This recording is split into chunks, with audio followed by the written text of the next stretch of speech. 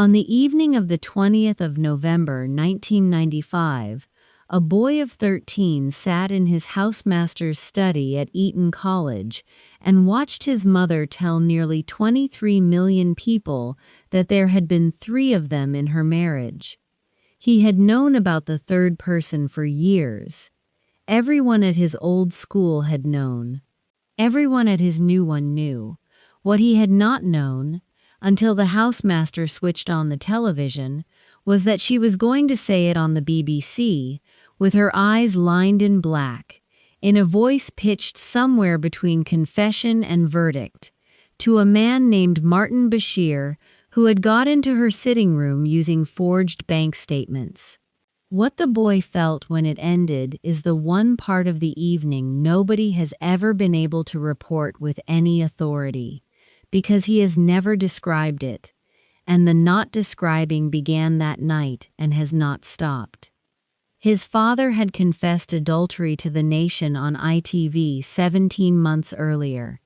His mother had now answered on the BBC. Before either of them said a word on camera, there had already been a book, a phone tape, a second phone tape, a separation announced by the Prime Minister in the House of Commons, and a fractured skull the boy had received at the age of 8 from a classmate with a golf club,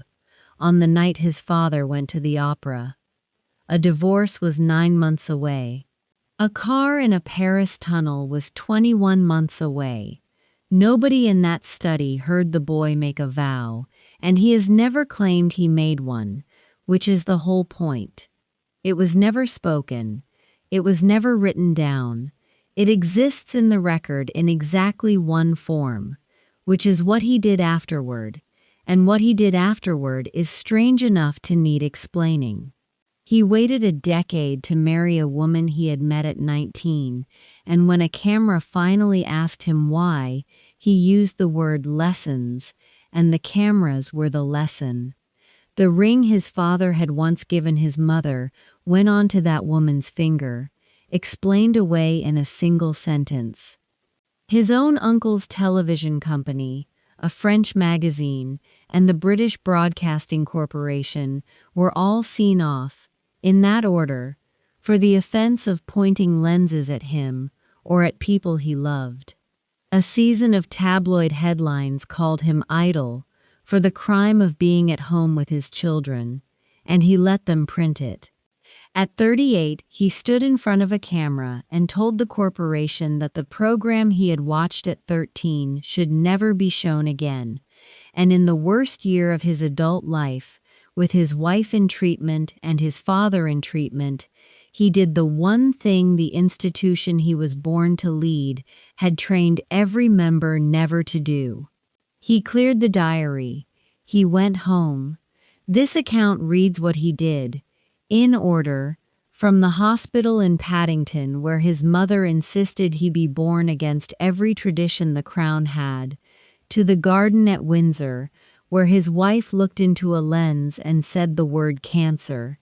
and at each stop it asks the same 2 questions. What did the boy in the study decide, and what did keeping it cost him? Start with the hospital, because the hospital is where the difference begins, and the difference is the thing that organizes everything that comes after it. Every heir to the British throne for the entire modern history of the institution had been born inside a building that belonged to the Crown. The nurseries and the birthing rooms of the great royal houses had produced kings and queens for centuries in a setting whose privacy was total and whose control was absolute, and the control was the point, because the birth of an heir was an event of state before it was an event of a family, and the state managed its events indoors. On the 21st of June 1982, at 10 minutes past 9 in the evening, William Arthur Philip Lewis was born, not in a palace, but in the Lindo wing of St. Mary's Hospital in Paddington, a working London hospital on a working London street, and he was born there because his mother had decided that he would be. Diana, 20 years old and married for less than a year, had wanted a hospital birth, and she had got one, and the getting of it was the first small public sign of a project that would define the way both of her sons were raised. The project had a simple aim that ran directly against the grain of the institution she had married into. She wanted her children to touch the ordinary world. She wanted them to know what a queue was, what a hamburger tasted like from the same counter everyone else queued at, what it felt like to be told no by a person who was not paid to say yes. The institution raised its children behind walls and delivered them to the public as symbols. Diana intended to raise hers among people and deliver them to themselves as people, and the tension between those two intentions is the tension that William grew up inside, and the resolution of that tension, decades later, in his own family, is the last thing this account will describe. Charles was in the delivery room. This mattered at the time, and it matters more in retrospect, because it was itself a small departure. Royal fathers of the previous generation had not been present at births, and Charles being present was reported as the modern touch of a modern marriage. And for a brief window, the modern marriage was exactly what the public believed it was watching. The wedding the previous July had been broadcast to an audience the size of which had never been assembled for anything, and the audience had received a fairy tale, and the fairy tale had a specific shape. A shy nursery school assistant of 19, a Prince of Wales of 32, a dress with a train that could not fit down the aisle without crushing, a kiss on a balcony. The shape was so complete and so satisfying that the parts of the picture that did not fit the shape were simply not looked at, and the parts that did not fit were considerable, and William was born into the gap between the picture and the parts. He would spend his childhood learning the dimensions of that gap by living inside it, and he would spend his adulthood building, for his own children, a structure designed to keep them out of it. If you're enjoying this deep dive into the story, hit the subscribe button and let us know in the comments from where in the world you are watching from today. If you are finding this story worth your time so far, take a second to hit the like button and to subscribe, and leave a comment telling me where in the world you are watching from. I read them, and it genuinely makes my day. The gap had a name by the time William could read the newspapers, and the name was Camilla, and the specific structure of what the name concealed has been assembled elsewhere in more detail than this account needs. What this account needs is the part of it that a child would have absorbed, and a child absorbs not the structure but the atmosphere. And the atmosphere in the homes William grew up in was the atmosphere of two people conducting a private war in a house with very thin walls and a great many staff. The staff talked, because staff always talk, and the talk reached the newspapers, because the newspapers had by the middle of the 1980s identified this particular marriage as the most reliable commercial product in the history of British publishing. A photograph of Diana sold papers in a quantity that no other subject on earth could match, and the commercial fact produced a behavioral fact, which was that Diana could not leave a building without a wall of lenses assembling to record the leaving, and William grew up watching his mother be hunted for a living. He did not have to be told what the lenses were. He could see them. They were outside the school gates and outside the front door, and behind the walls of every private garden the family used, and they were pointed at his mother, and his mother, who possessed a genius for the camera that the institution never learned to control and eventually came to fear, both fed the lenses and was consumed by them. And the boy watched the feeding and the consuming happen at the same time to the same person, and drew, at some age nobody can pin down, a conclusion he would spend his life acting on. The conclusion was not complicated. The lenses take from the people you love, and they do not give back, and the only defense is to give them nothing. There was another side to his mother, though, and the other side is the half of the inheritance that the account of the lenses tends to crowd out, and it belongs here because it is the part of Diana that William did not merely survive, but chose, deliberately, to carry forward, and the carrying forward is as much a part of the vow as the defending.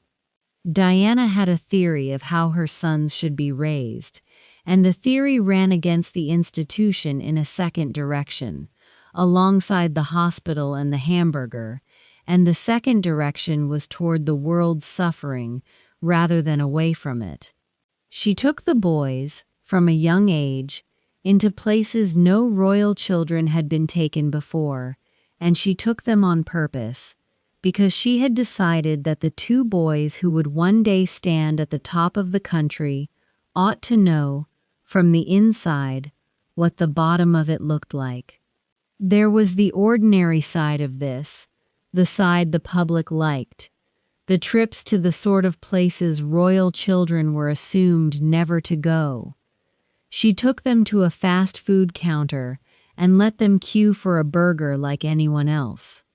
She took them to the cinema and to theme parks and stood in line with them for the water rides and came off soaked and laughing, and the photographs of a princess dripping wet on a log flume with her sons were photographs the country had never seen of a royal parent, because no royal parent had ever done it,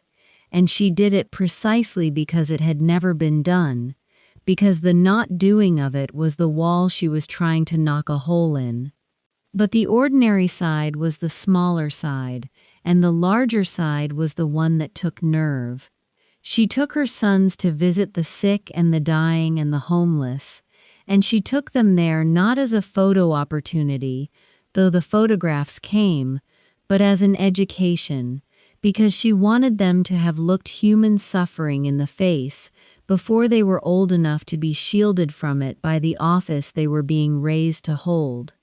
She had done, herself, in 1987, the single act that most changed the way an illness was seen in the country, when she shook the hand of a man dying of a disease that the public had been taught to treat as untouchable, and shook it without a glove, in front of the cameras, and the ungloved handshake told the country in one image that the fear was unfounded, and it was among the most consequential things any member of the family did in the entire second half of the century. She carried the same instinct into the raising of her sons. She took William, when he was 11 or so, to a shelter for homeless people, and she took him back, more than once. And William has said, in the rare later moments when he has spoken about her at all, that those visits marked him, that a boy of that age brought into a room full of people who had nothing does not forget the room, and that the memory of it shaped the choices he made about his own charitable life as an adult, the work on homelessness, the patronage he took up of the very kind of shelter she had walked him through, the later campaign he built to try to end the thing entirely, and the work on mental health, which was itself a way of naming, in public, the suffering the institution had spent his mother's whole marriage insisting was not to be named. The vow, in other words, is not only a wall, it is also a debt, and the debt is to the mother who insisted, against every instinct of the machine, that her sons be real people who had seen the real world. And William paid the debt by raising his own children the same way, and by carrying her causes forward under his own name. And the paying of it is the tender underside of the same decision, whose hard outer face is the silence, because both faces belong to the same source, which is a boy who loved his mother and lost her, and decided to keep, in his own life, both the things she gave him and the guard she never had. He was sent away to school, as boys of his background are, first to a pre-preparatory school in Notting Hill, and then, from the autumn of 1990, to Ludgrove, a boarding preparatory school in Berkshire, chosen partly for its distance from London and partly for the specific quality of its discretion, which was thought sufficient to protect a boy who could not walk to a shop without being photographed. The discretion of a school, it turned out, was no defense at all against the events that were coming, because the events did not arrive at the school. They arrived in the newspapers the school could not keep out, and the newspapers arrived every day. The first of the events that reached him at Ludgrove was not, in fact, about the marriage. It was an accident, and it is worth telling in full, because it produced the single most quoted sentence anyone ever attached to the aftermath, and because the sentence, "examined," is the earliest surviving evidence of the thing this account is tracking. On the 3rd of June 1991, on the playing fields at Ludgrove, a boy swung a golf club, and William, who was 8, walked into the arc of it, and the club opened a depressed fracture in his skull.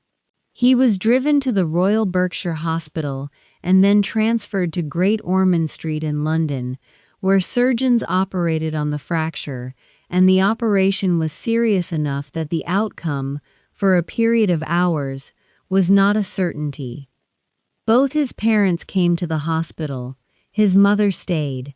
His father, after a period at his son's side, went on that evening to a performance of Tosca at the Royal Opera House, a long-standing engagement, and traveled the next day to an environmental event in the north of England, and the sequence, once it reached the newspapers, was reported in a manner that required no editorializing to be devastating, because the facts editorialized themselves. The mother sat by the bed. The father went to the opera. The tabloids ran it exactly that way, and the country read it exactly that way, and Charles, whose reasons were more defensible than the framing allowed, was fixed in the public mind as a man who would leave his injured child for a night at the opera. The scar the golf club left on William's forehead is still there. In later years he referred to it, with the flat humor that is one of his few reliable public registers, as his Harry Potter scar, because it sat where the wizards did, and the joke is worth noting because it is the method in miniature. The wound is real, the wound is permanent, and the wound is handled in public with a light line that closes the subject before anyone can open it. He learned that early. He may have learned it that summer. What the golf club episode taught the newspapers, though, was smaller than what the next year taught them, because the next year the marriage itself entered the public record in a form that could not be denied, managed, or ignored, and William was 9, and then 10, and he was at boarding school where every boy read the same papers, and the papers were about his family, and there is no version of that experience that a housemaster's discretion can soften. In June of 1992, the journalist Andrew Morton published a book called Diana, Her True Story, and the book contained, in detail that the public had never before been given, an account of the marriage from the inside. It described Diana's unhappiness, her eating disorder, her sense that Camilla had been present in the marriage from the beginning, and it described episodes of self-harm, and the country consumed it in a quantity that confirmed everything the newspapers already knew about the commercial value of this particular family's pain. The book was published as Diana's private account, denied at the palace as the invention of outsiders, and revealed only after her death to have been produced with her own cooperation, recorded on tapes she made in secret, and passed to Morton through an intermediary, which means that the mother, in the summer her elder son was 9, had chosen to place the interior of her marriage into the public record, and the choice, whatever one thinks of the reasons for it, was a choice, and the boy was one of the people it was made about. 2 months later came the first of the tapes. In August of 1992, a British tabloid published the contents of an intercepted telephone conversation between Diana and a man named James Gilby, recorded on the last night of 1989, in which Gilby addressed her repeatedly by an affectionate nickname, and the affair the tape implied, and the intimacy the tape recorded, were now available to be read by anyone with the price of a newspaper, and the newspaper, understanding exactly what it had, set up a telephone line so that members of the public could dial in and listen to the recording of the mother of the future king being called by her pet name by a man who was not her husband. That is the sentence, and it does not need a comment. The public could ring a number and listen. The boy was 10. The following winter came the second tape, and the second tape was the father's. In January of 1993, a newspaper published the contents of another intercepted call, this one recorded in December of 1989, between Charles and Camilla, and the contents of that call were of a nature that the coverage handled with a mixture of glee and disbelief that the coverage of the previous tape had not quite reached. Because the contents were more explicit, and one line in particular, in which Charles expressed a wish about the form his next life might take in relation to Camilla, was extracted from the conversation and turned into the single most repeated joke about the British royal family for the next 3 decades. The joke has outlived nearly everyone who first told it.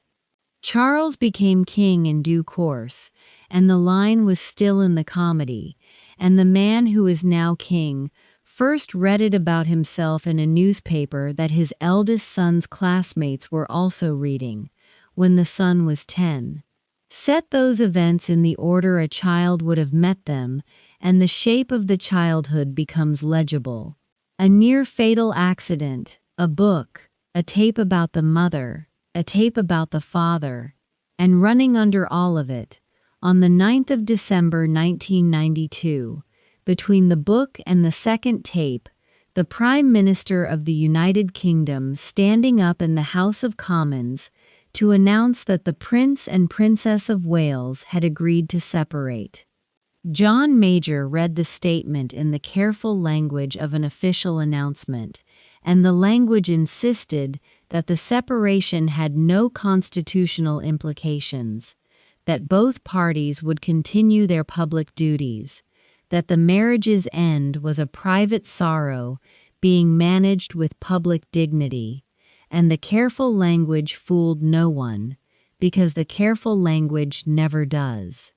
The marriage the country had watched begin on a balcony had ended on the floor of Parliament, and the two people inside it had spent the preceding year conducting the ending through the newspapers, each of them at different moments a source, each of them at different moments a victim, and the boy who belonged to both of them watched the whole thing from a boarding school he could not leave, in a country where every adult he passed had an opinion about his parents' bedroom. It is worth pausing on the particular loneliness of that arrangement, because the arrangement is not one most people have any reference for, and the lack of a reference is part of why the coverage of it has always underweighted what it did to him. A boy at a boarding school is already living apart from his parents, in a closed world of other boys, and the closed world of other boys is a world with its own economy of status and cruelty,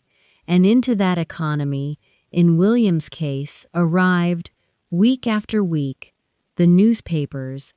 carrying the interior of his family, and there is no protection a school can offer against that, because the papers were not smuggled in against the rules. The papers were simply the papers, read by masters and boys alike as a matter of course, and a boy cannot ask an entire country to stop reading the news. He could not go home to escape it, because home was itself divided now, and the division was the shape of the rest of his childhood. The holidays were split, and the two halves of them were two different countries. There were the stretches with his mother, which had the quality her whole approach to the boys had, the treats and the outings and the informality, and the fierce, slightly frantic affection of a woman who knew she had them for a limited window and meant to fill it. And there were the stretches with his father, at the countryside house in Gloucestershire and at the Scottish estate, which had the older register, the shooting and the walking and the gardens and the quiet, and the boy moved between the two registers, belonging fully to neither and to both, carrying from each parent a portion of what he was, and learning, in the movement between them, the specific skill that a child of a broken famous marriage learns, which is the management of two loyalties that the adults around him are conducting as a war. He learned to be the still center of it. He learned to give neither parent ammunition against the other. He learned, above all, that the machine fed on exactly the material the two households produced, and that the only way to be safe inside the war was to be a person the war could not use, and the being of that person, the still, careful, unusable boy, is the earliest visible draft of the still, careful, unusable man. This is the point at which the vow, if there was a vow, would have begun to take shape, though of course it did not announce itself, and of course he has never dated it, and the reconstruction of it is an inference from what came later rather than a record of what happened then. But the materials were all present by the time he was 10. He had seen what the lenses did to his mother. He had seen what the newspapers did with the interior of a marriage once they had access to it.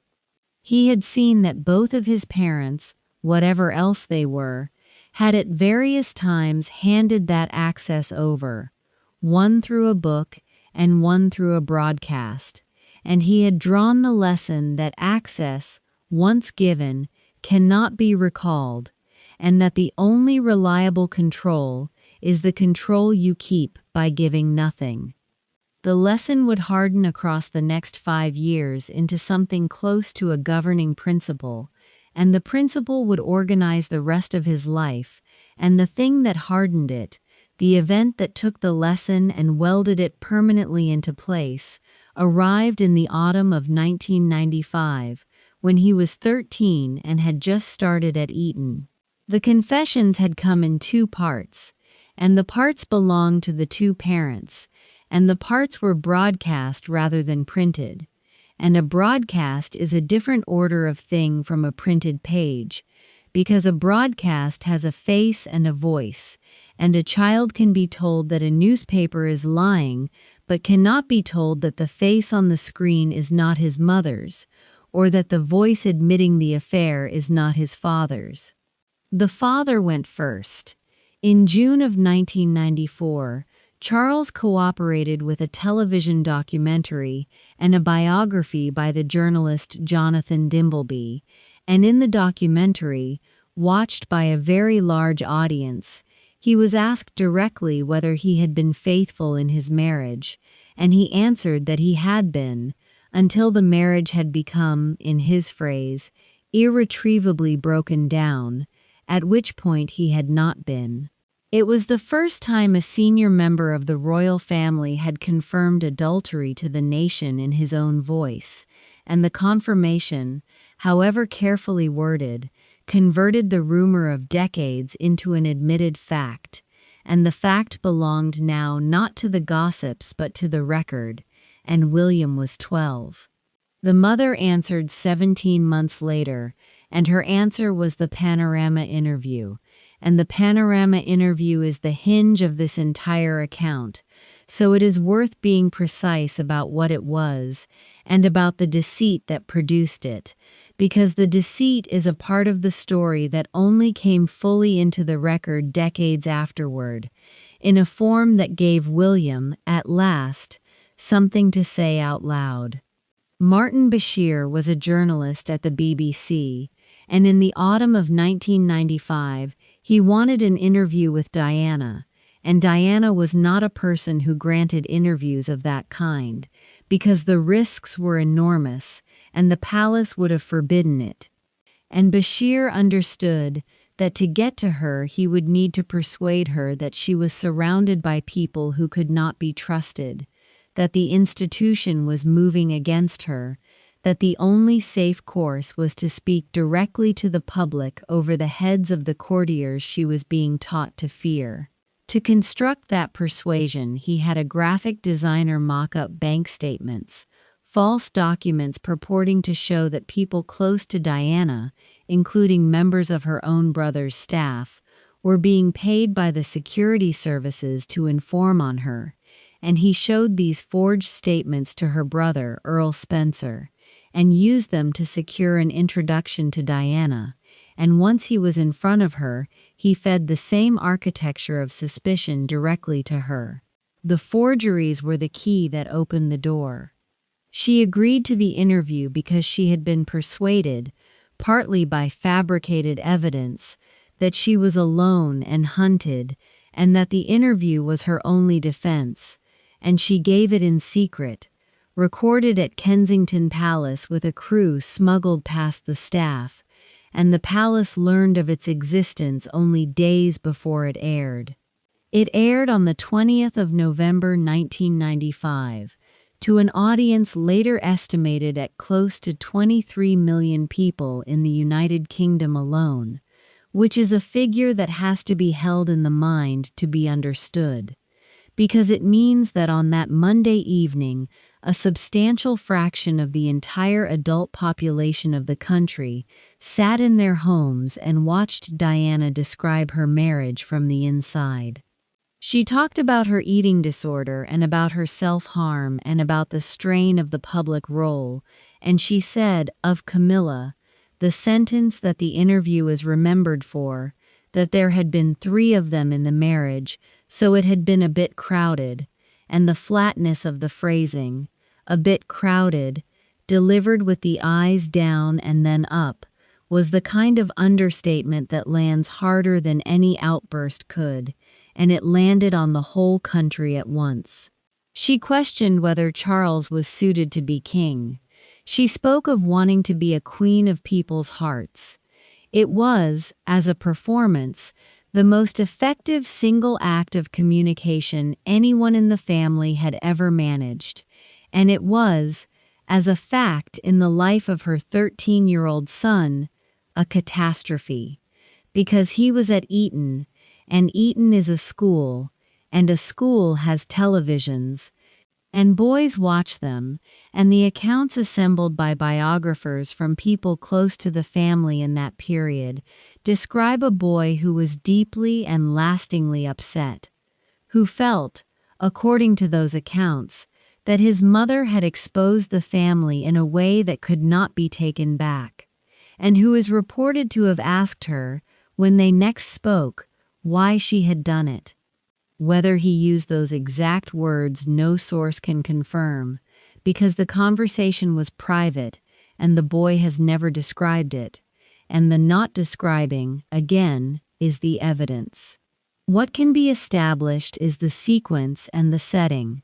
23 million people, the interview procured by forgery, a boy of 13 in a housemaster's study, and a mother on the screen, magnificent and destroyed at once, in exactly the way the boy had watched the lenses make her magnificent and destroyed for as long as he could remember. There is a detail here that closes the loop, and the loop does not close for another 26 years, so hold it. The interview that damaged the boy so completely was obtained by deceit, and the deceit was hidden, and it stayed hidden for a very long time, and when it was finally exposed, the boy, by then a man of 38, second in line to the throne, would issue a statement about it, and the statement would be the closest he ever came to speaking the vow aloud. But that is the end of the story, and this is the middle, and in the middle the marriage was still ending, and after Panorama it ended fast. The Queen, watching the two broadcasts and the wreckage they left, wrote to Charles and Diana in December of 1995 and told them that in her view an early divorce was now the right course, and the divorce proceeded through 1996 and was finalized on the 28th of August. Among the terms of it was the question of Diana's style, and the resolution of that question produced the second surviving fragment of the vow, and it is a fragment about the son rather than by him, which somehow makes it heavier. On the divorce, Diana lost the style of Her Royal Highness. She would be known as Diana, Princess of Wales, a form that kept the title and removed the rank, and in the specific grammar of the institution, the removal of the rank was a demotion that everyone inside the world could read instantly, because it meant that Diana, at formal occasions, would now be required to curtsy to members of the family she had until recently outranked, including, in time, her own sons' wives. It was a small cruelty dressed as an administrative detail, which is the institution's characteristic mode, and Diana felt it as a cruelty, and she is reported by more than one biographer to have told the story of William's response, and the response, as she told it, was that her elder son comforted her by promising that he would give the rank back to her one day, when he was king. "Do not worry, Mummy," he is reported to have said, in the version she passed on. "I will give it back to you one day when I am king." Set aside for a moment whether the words are exact. What the anecdote records, in the form the mother chose to preserve and repeat, is a boy of 14 watching the institution take something from the person he loved most, and responding not with anger at the institution, but with a promise to use the institution, when it was finally his, to undo the harm. That is a very particular kind of response, and it is worth naming precisely, because it is the response that would organize his adult life. He did not, at 14, decide to reject the machine. He decided to master it, so that when it was his he could turn it, and in the meantime he decided to give it nothing it could use against the people inside his own guard. The vow, in the only form it can be reconstructed, is not a vow against the monarchy. It is a vow against the machine's habit of consuming the family it is supposed to serve, and it is a vow to protect, by silence and control and time, the small circle of people the machine had not yet reached. He was building the guard already. Within a year, the machine took his mother, and the guard became the work of his life. She died in the early hours of the 31st of August 1997 in the Pont de l'Alma tunnel in Paris, in a car being driven at high speed away from photographers on motorcycles, with a driver who had been drinking, alongside Dodi Fayed, who also died, and a bodyguard, Trevor Rees-Jones, who survived. William was 15, Harry was 12. They were at Balmoral, the Queen's estate in Scotland, where the family spent the late summer, and they were woken and told, and the manner of the telling and the days that followed have been reconstructed many times, and the reconstruction that matters here is the narrow one, the one about what the death did to the thing the boy had been building. It confirmed it. It took the lesson he had drawn from watching the lenses hunt his mother for a living, and it wrote that lesson in the most terrible hand available, because the lenses had, in the most literal and unarguable sense, been present at the killing. The photographers on the motorcycles were part of the chain of events that ended in the tunnel, and whatever the later inquiries concluded about the precise apportioning of blame, and they concluded that the driver's condition and speed were the primary causes,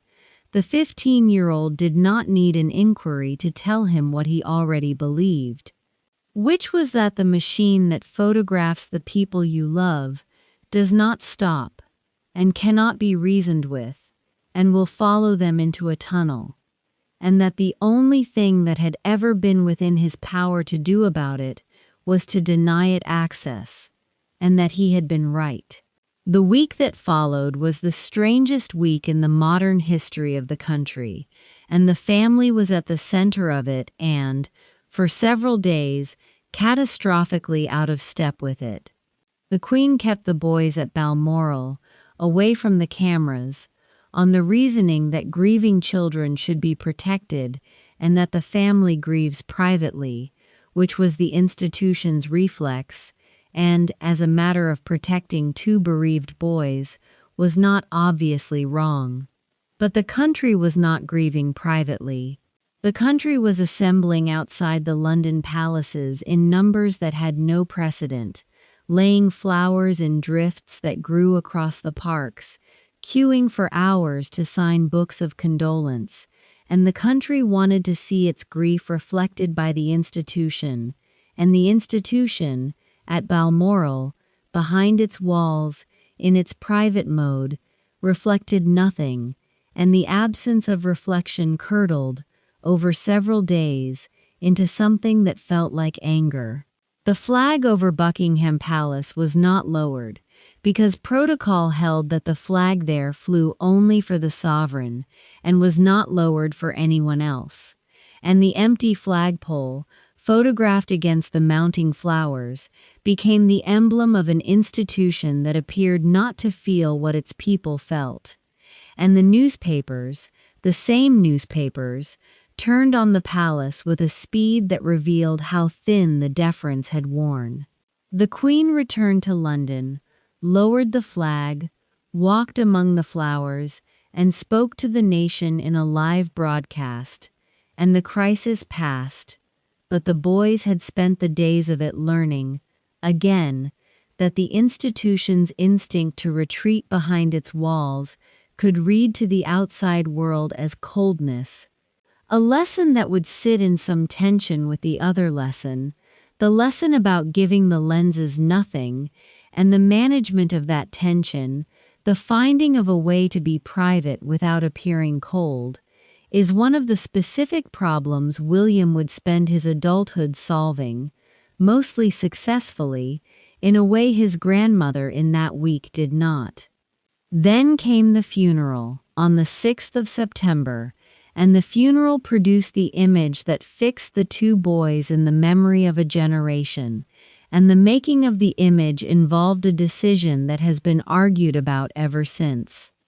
The plan called for the coffin to be carried in procession, and the question was whether the sons would walk behind it, on foot, in view of the largest television audience the country could assemble, and the crowds packed along the route.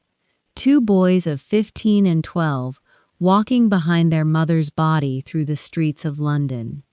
It is a thing to ask of any child, and there were adults in the family who were uneasy about asking it, and the account that has come down, told in later years by both William and Harry and by others present, is that the decision was reached in part through the intervention of their grandfather, Prince Philip,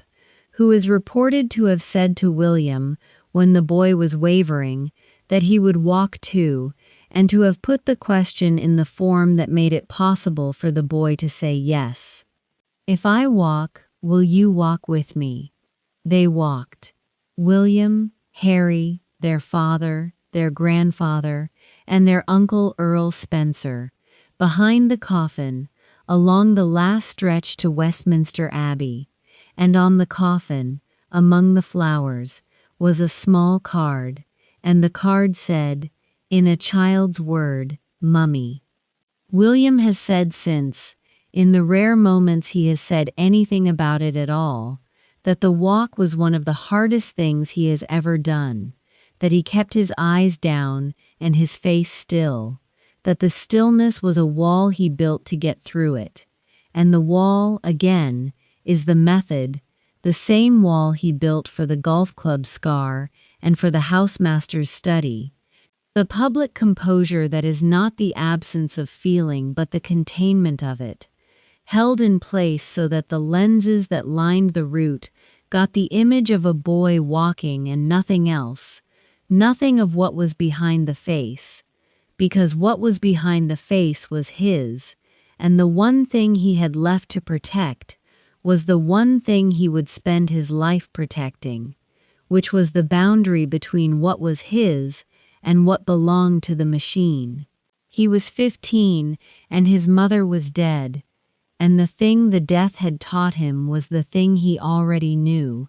and now he knew it in a way that could never be unlearned, and the rest of the story is what he did with it. The family closed around the two boys, and the closing, whatever else can be said about the institution's failures in that week, was real, and it changed some things inside the family in ways that the public account of Diana as the family's only source of warmth has never quite had room for. Charles, whose public image had been fixed by the opera and the confession and the tapes,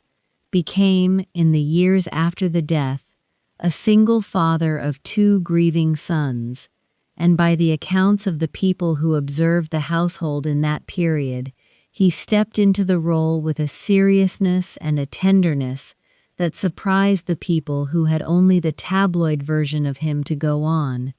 and the relationship between the father and the elder son, which the years of the marriage had strained through no particular fault of the boy, deepened into something closer, and the closeness held, through everything that came later, so that the man now on the throne and the man now waiting for it are, whatever their differences of style, genuinely father and son in a way the wreckage of the 1990s might easily have prevented. The grandmother mattered too, and the grandfather mattered more than the public ever fully saw. The Queen, who had misjudged the mood of the week of the funeral, did not misjudge the two boys, and she became, across the years of William's adolescence and youth, a fixed point of the kind he badly needed. The one member of the family whose position was beyond question and whose steadiness was total, and his bond with her grew into one of the central relationships of his life, the relationship of a future king with the only person alive who understood, from the inside, the exact weight of the thing he was going to have to carry. And the grandfather, Prince Philip, who had put the question about the walk in the form that made it possible to say yes, went on being that voice, the blunt, practical, unsentimental voice that told a boy hard things in a form he could accept, and the accounts of the years after the death describe Philip as a quiet anchor for William in particular, a man who had himself been shaped by an unstable and painful childhood, and who knew what it was to build a self out of duty when the family that should have provided one had come apart, and the lesson Philip modeled, the lesson of service as the structure you hold on to when everything softer has failed, is a lesson William absorbed.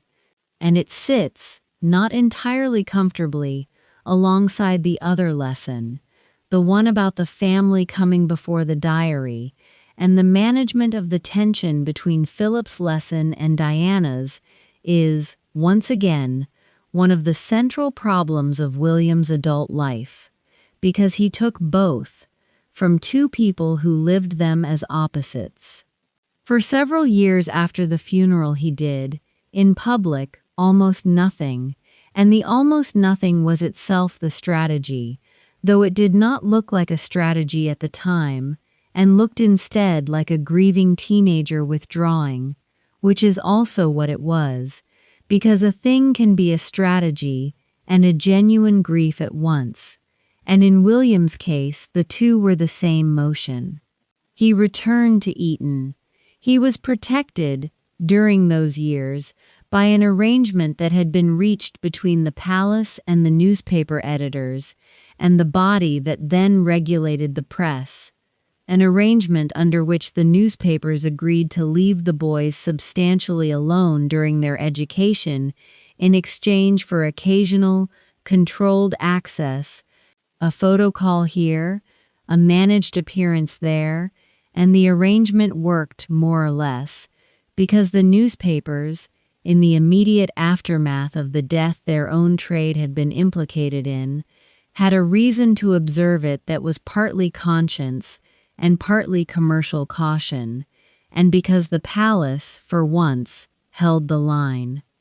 William learned from this too. He learned that access could be traded, that a controlled photo call given willingly could buy stretches of privacy that no wall could buy,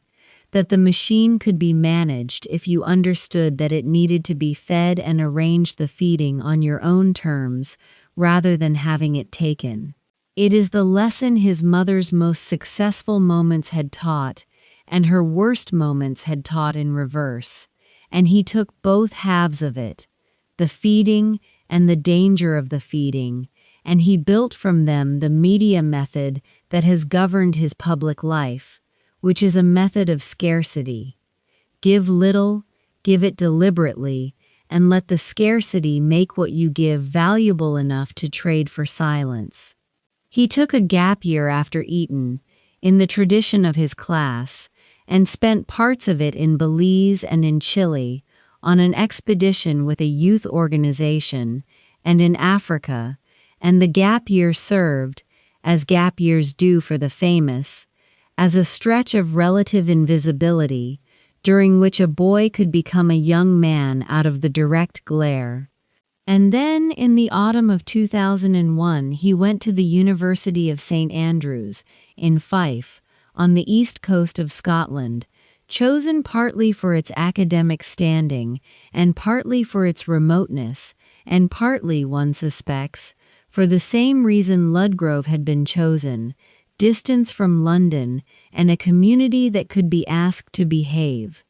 He went up to read history of art, and switched after his first year to geography, and the switch is a minor biographical fact, except that it is the fact that placed him, in his first year, in the same small department as another new student who was also reading history of art, a young woman from Berkshire named Catherine Middleton,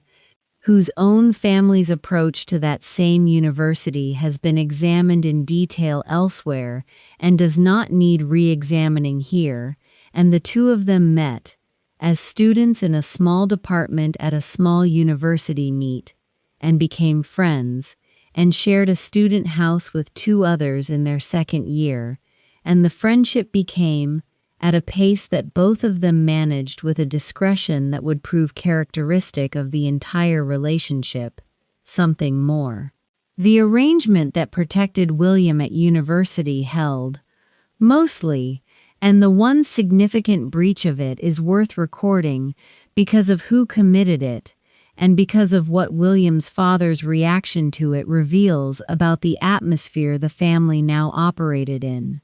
In the autumn of 2001, a television production company arrived at St. Andrews to film William in his first weeks, for a documentary, and the production company belonged to William's uncle, Prince Edward, the Queen's youngest son, whose firm was called Ardent Productions. And the filming was regarded by the palace as a breach of the very agreement that was keeping the rest of the press away, and Charles, who was fiercely protective of his son's fragile stretch of normality, was reported to be extremely angry, and the incident produced a family row of a kind that occasionally punctures the surface of the institution's unity, and the significance of it. For this account is the demonstration it offered William that the machine was not only outside the family but inside it, that even a relative with a camera was a camera, that the boundary he was learning to defend had to be defended in every direction, including against people who shared his blood, a lesson that would return, much later and much more painfully, in the person of his own brother. The university years themselves are worth a moment, because they are the years in which the method he had learned as a teenager was tested under ordinary conditions for the first time and worked,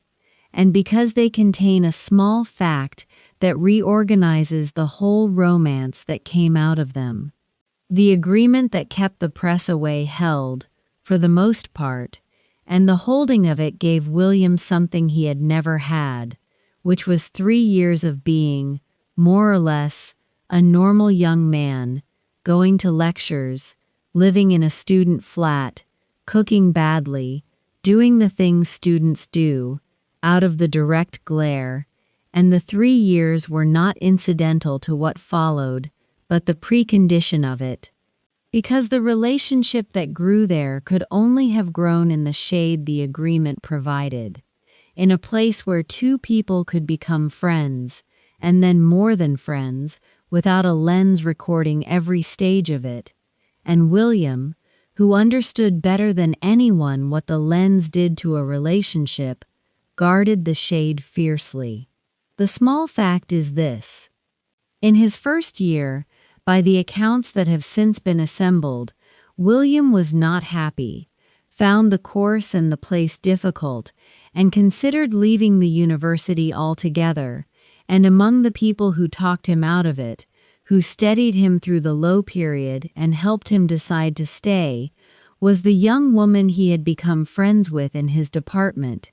which means that the woman he would eventually marry, whom the tabloids would later mock for the length of her weight, was the reason he remained at the university where the 2 of them would fall in love, and the whole subsequent history, the wedding and the children and the throne to come, rests on a first-year friendship that kept a wavering boy in place. They became flatmates in the 2nd year, sharing a house with 2 others, and the shared house was the architecture the shade allowed, and inside it the friendship turned, quietly, into the thing it became, conducted with a discretion that both of them practiced instinctively, William because it was the governing principle of his life, and she because she possessed, from her own formation, the same capacity for the composed, unreadable surface that his whole existence depended on, and the 2 of them, without ever announcing it, built between them the private world behind the public one that their entire future would require, and the building of it, in the shade of an agreement with the press, is the first draft of the marriage under glass they would spend their lives maintaining.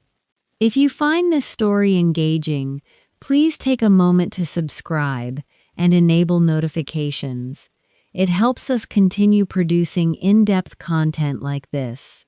If this account is holding your attention, this is the moment to hit subscribe if you have not already, and to drop a comment telling me where you are watching from, because the second half is where the vow stops being a private childhood inference and starts becoming a set of public decisions you can watch him make. The relationship with Catherine developed across the university years and continued after both of them graduated in 2005, and it developed slowly, and the slowness was the subject of a great deal of commentary, most of it directed at the woman, in the tabloid manner that assigns the anxiety of an undefined relationship to the person waiting rather than to the person deciding, and she acquired, in the coverage of the middle years of the decade, a mocking nickname built around the length of the wait, and the nickname was Cruel, and the cruelty was the trade's ordinary cruelty toward women in the vicinity of powerful men.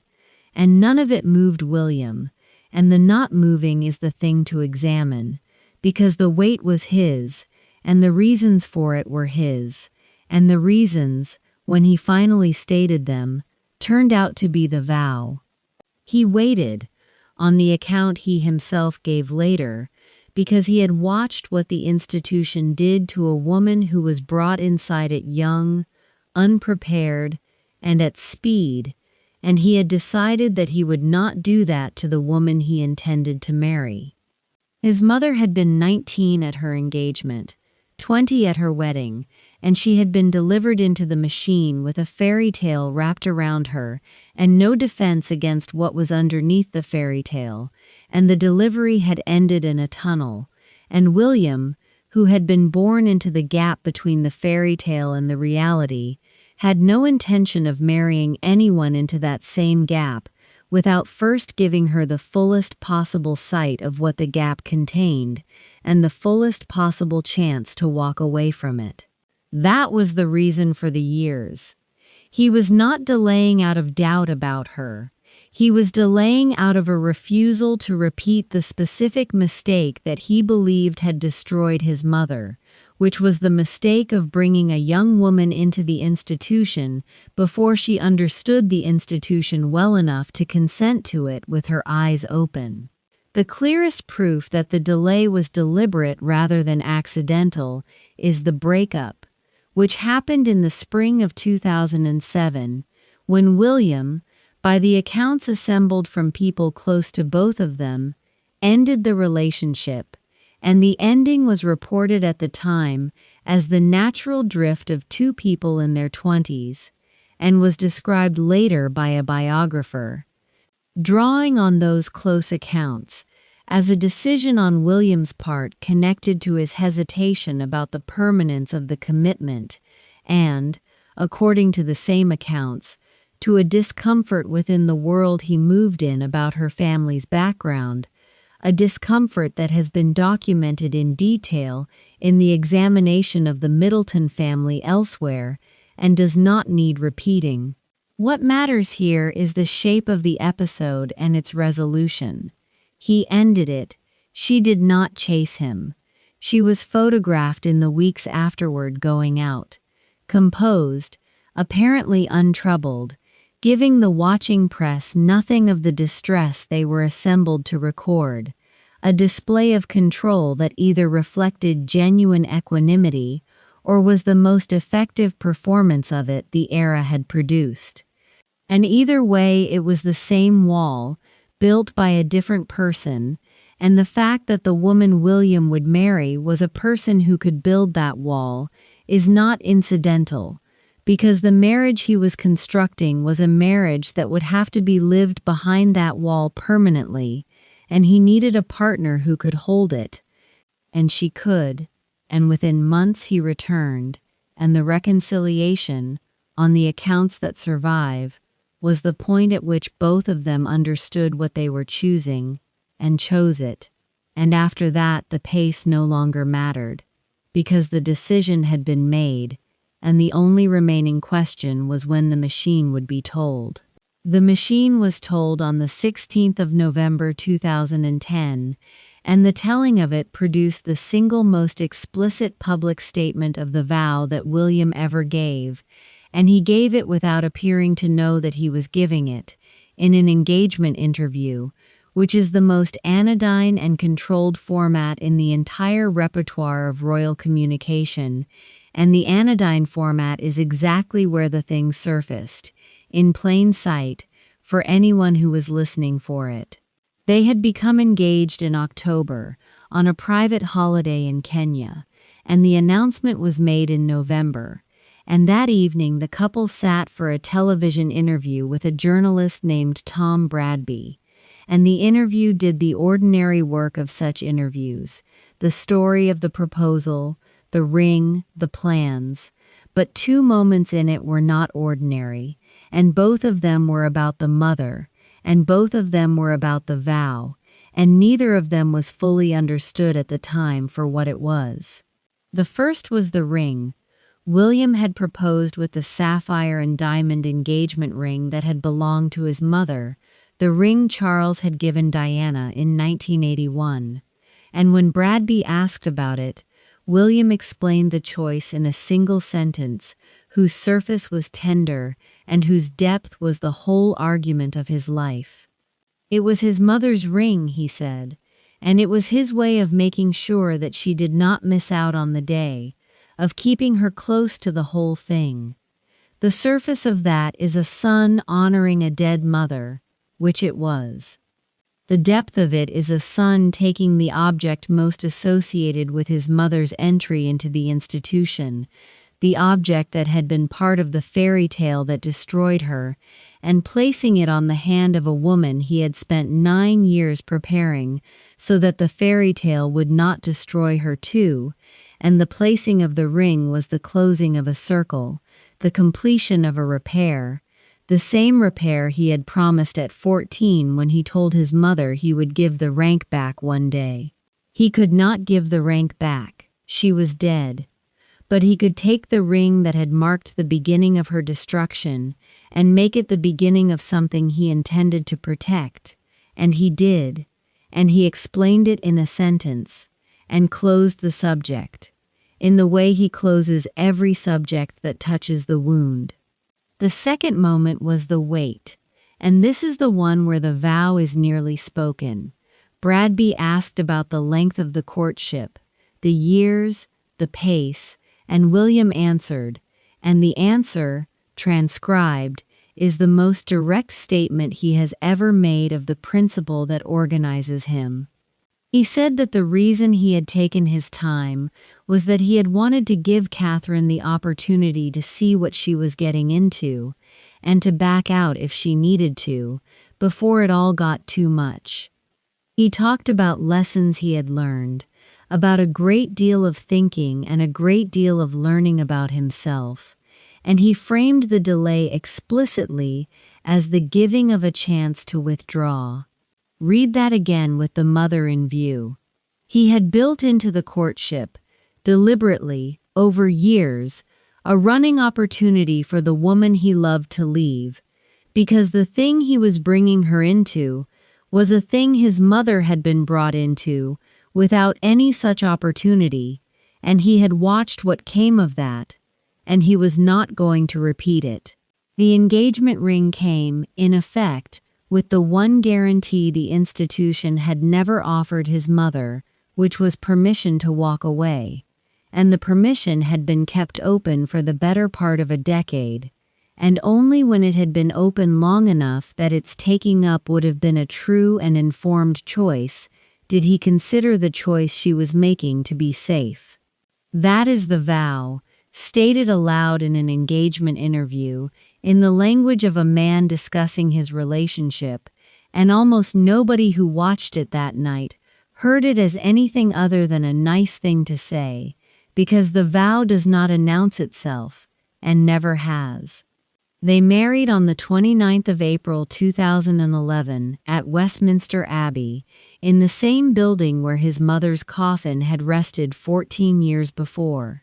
a fact that no one involved could have failed to feel, and that no one involved discussed,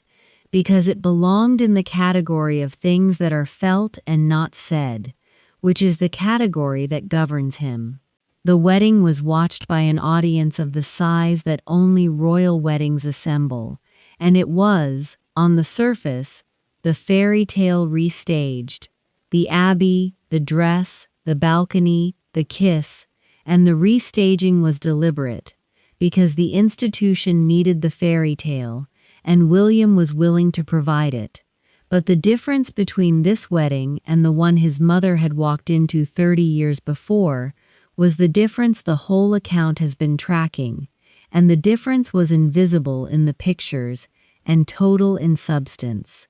The bride at this wedding was 29, not 19. She had spent a decade learning the institution from the outside before entering it, and she had been given, on the record, in her husband's own words, the standing option to leave, and she had chosen, with the fullest sight anyone in her position had ever been granted, to stay. The fairy tale looked the same. Underneath it, William had rebuilt the entire foundation so that the thing that had killed his mother could not, by the same mechanism, kill his wife. Whether it could kill her by some other mechanism was a question the next decade would test, and the test would come, but the specific mechanism of the fairy tale delivered to an unprepared girl, the mechanism of 1981, he had disarmed, on purpose, with years of his life. Stand the two occasions in that building side by side, because the distance between them is the vow rendered as architecture.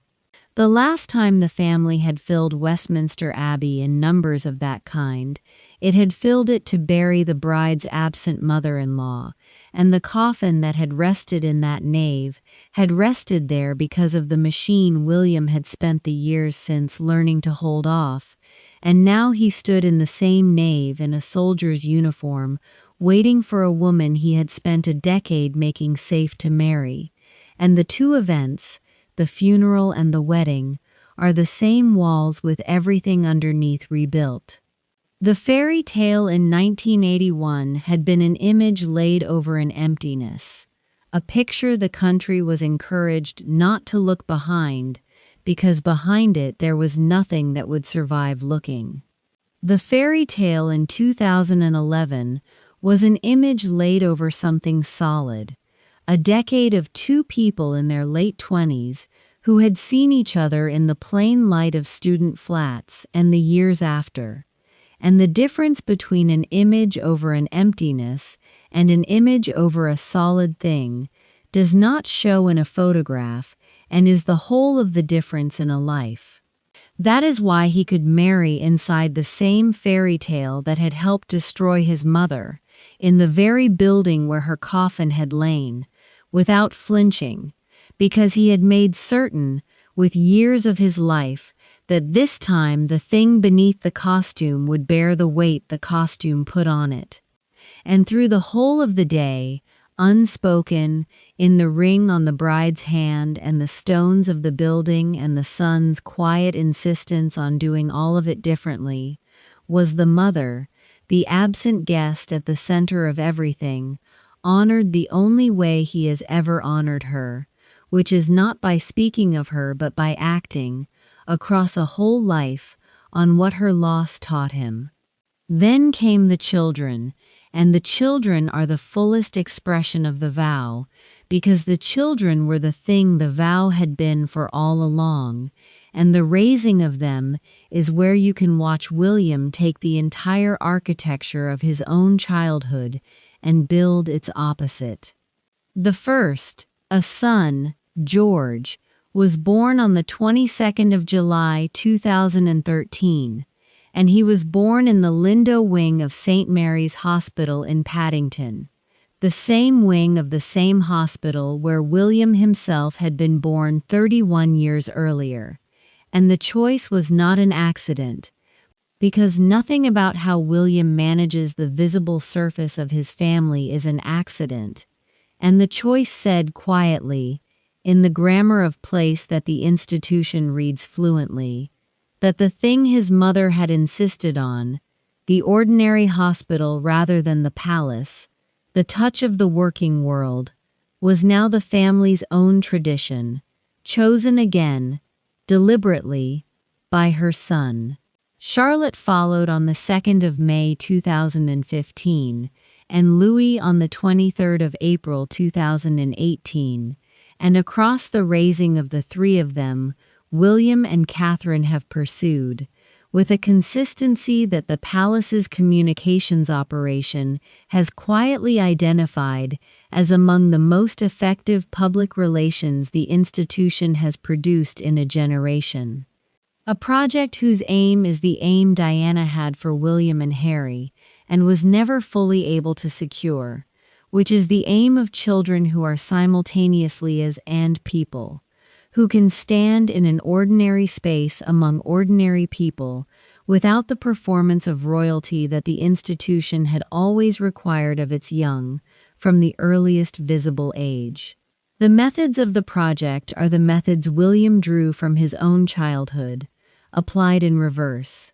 Where he had been sent away to board at a young age, into a school that could not keep the newspapers out, his own children have been kept at home longer and schooled near the family and shielded, so far and with a discipline that has mostly held, from the specific experience that defined him, the experience of reading his parents' marriage in the papers his classmates were reading.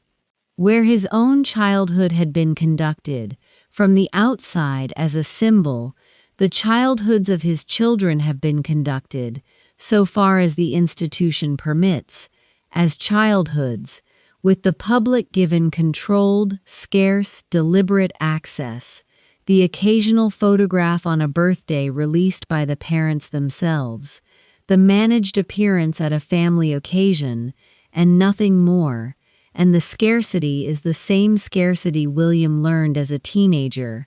the giving of little so that the little can be traded for the privacy that matters.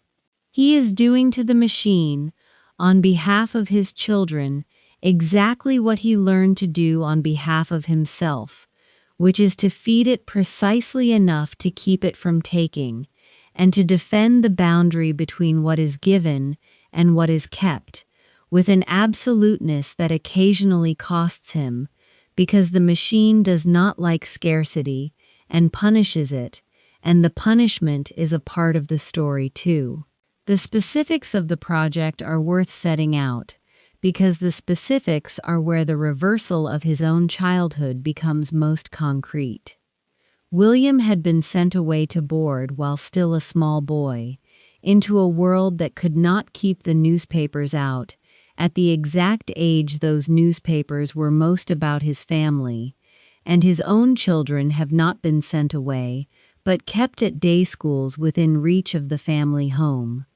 At a school in London first, and then, after the family made the deliberate decision to move to a smaller house near the Queen's Berkshire estate, rather than remain in a grand palace apartment, at a school in the countryside that takes both boys and girls together, so that the three of them come home at the end of the day, rather than being delivered into a closed institution to read about their parents among strangers. The move to the smaller house was itself a statement of the same kind, a future king choosing, for his family, a modest home over a palace, and choosing it explicitly so that his children could have a version of the ordinary that his own childhood, conducted across grand houses staffed by people who talked, had never allowed. William has said, in the measured way he says the few things he permits himself to say, that his ambition for his children is that they should have as normal a life as it is possible for children in their position to have, that he wants them to understand the world beyond the walls, that he takes them to ordinary places, for the same reason his mother took him, and the taking of them to a fast food counter, or to a football match to stand among the crowd, or on the school run in an ordinary way, is the deliberate, conscious reenactment of the thing Diana built into him, applied now by him, on purpose, to the next generation. And where his own introduction to the machinery of duty had been abrupt and total, the interior of his family strewn across the newspapers before he was old enough to consent to any of it, the introduction of his own elder son to the weight of what is coming has been paced, careful, measured out in small deliberate steps at ages the child can absorb,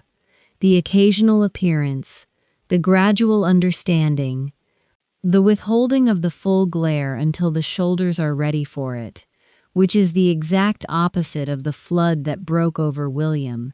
and the opposite is not an accident, because nothing about how he raises them is an accident, because the whole of it is the vow made visible in the life of three children who will never, if their father can prevent it, learn the private facts of their family from strangers who assembled them for money. The punishment took two main forms across the decade of the marriage, and both of them are worth examining, because both of them show the vow being tested and held, and the first was the press, which came at the family more than once, and each time was met with a response drawn directly from the wound. In September of 2012, little more than a year after the wedding, a French magazine published photographs of Catherine, taken with a long lens from a distance, while she was on a private holiday at a secluded property in the south of France, and the photographs were topless, taken without knowledge or consent from far outside the private grounds, precisely the kind of invasion, precisely the kind of long lens at a great distance, that had hunted William's mother throughout his childhood, and William's response was immediate and, by the standards of an institution that usually swallows such things, ferocious. The couple sued in the French courts, and they won, an injunction first and later a judgment with damages and penalties, and the statement issued on William's behalf placed the invasion explicitly in the lineage of the thing that had happened to his mother,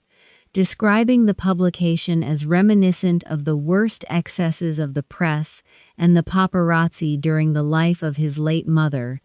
And the placement was the point, because it announced that the man who had watched the lenses hunt his mother into a tunnel would use every legal instrument available to him against the same lenses when they turned on his wife, and would do so without the institution's customary reticence, because on this subject he had no reticence, because on this subject the reticence had died in 1997. The same period, running underneath the individual episodes, was the period of the great reckoning between the British establishment and the press over the practice of phone hacking, the discovery that newspapers had for years been intercepting the voicemails of public figures, including members of the royal household, including,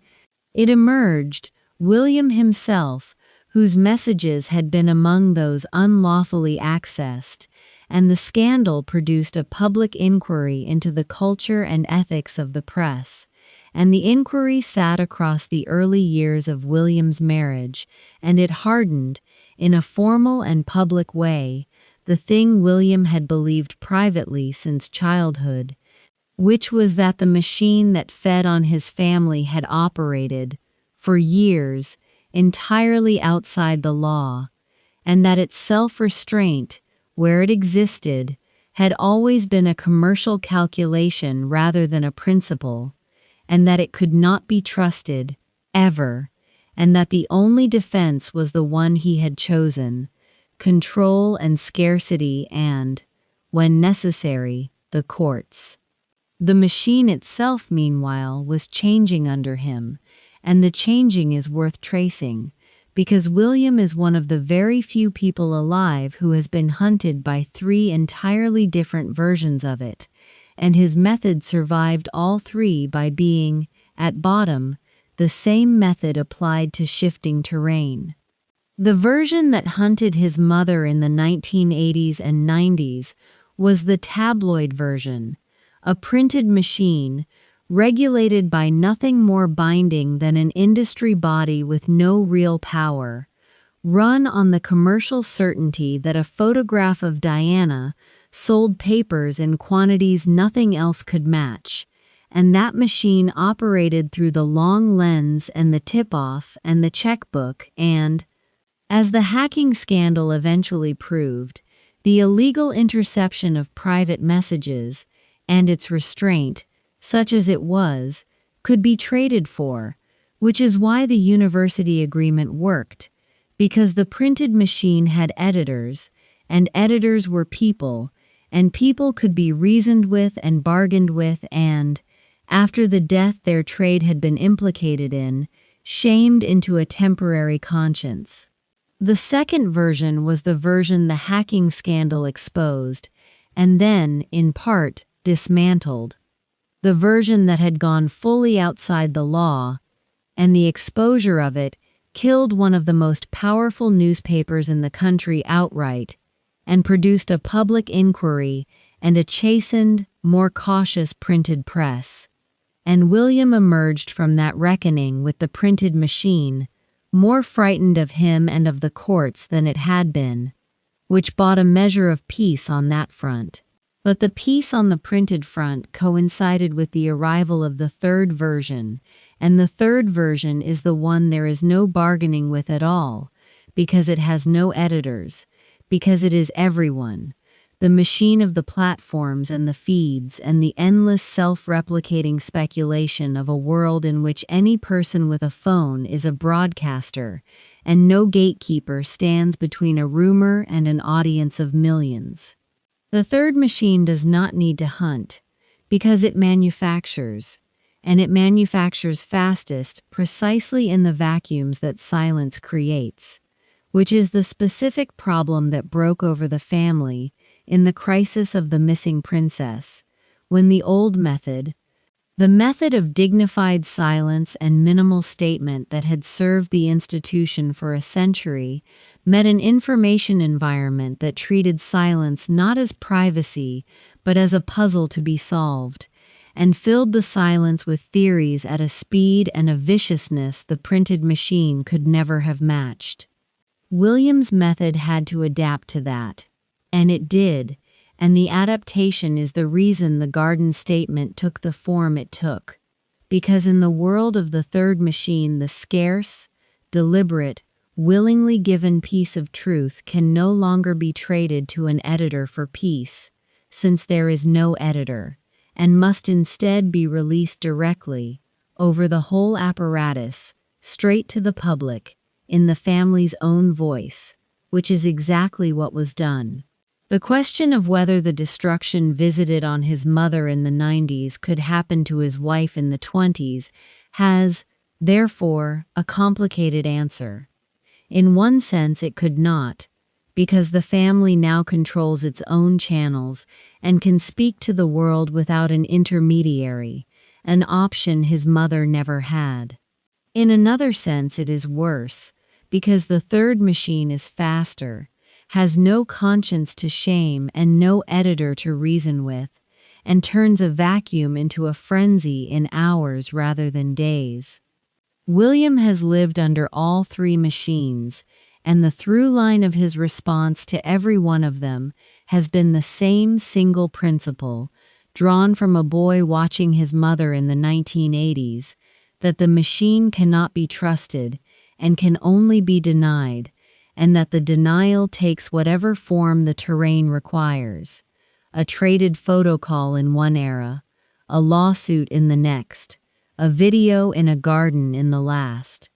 The second form the punishment took was subtler and, in its way, more revealing, because it punished him not for what he hid, but for what he chose to do with the time he protected, and it is the episode that most clearly exposes the cost of the vow, and it is the episode of the idle prince. For a stretch of the middle of the decade, William was not, by the raw metrics the press uses to measure a working royal, a busy one. He trained and worked as a helicopter pilot, first with search and rescue, and then with an air ambulance service in the east of England. A genuine job, with genuine shifts, flown genuinely, and he chose, alongside it, to prioritize the raising of his young children, to be present for them in a way that his own father, by the standards of his father's generation and position, had not been present. And the choosing had a visible consequence in the metric the press cared about, which was the annual count of official royal engagements. And William's count, in some of those years, was low, lower than that of much older members of the family. And the press, which measures a royal's worth by the fullness of the diary, noticed and struck. A tabloid ran a headline that fused his future title with an accusation of laziness, calling him, in a pun that was designed to sting and did, throne idle, and the coverage that followed pressed the charge that the second in line to the throne was shirking, that he was work-shy, that a man destined to be king was spending his time flying an air ambulance and running the school run when he should have been cutting ribbons. Sit with the shape of that accusation, because the shape is the whole meaning. A future king was attacked, by the machine, for the offense of being present in the lives of his children, and he let the attack print without a public defense, and the letting is the vow.